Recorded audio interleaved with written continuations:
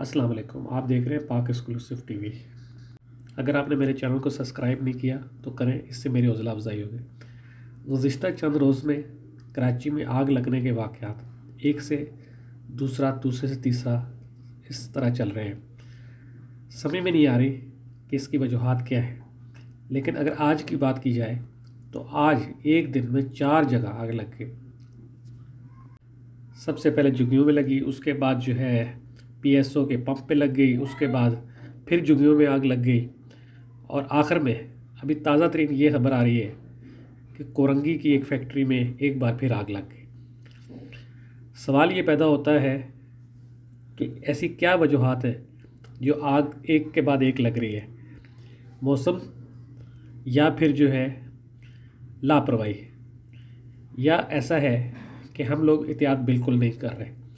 ضرورت اس بات کی ہے کہ حکومتی اداروں کے ساتھ ساتھ ہم لوگ بھی حفاظتی اقدامات کریں، اور ایسا نہ ہو کہ ایک بار پھر کوئی بڑا واقعہ ہو جائے۔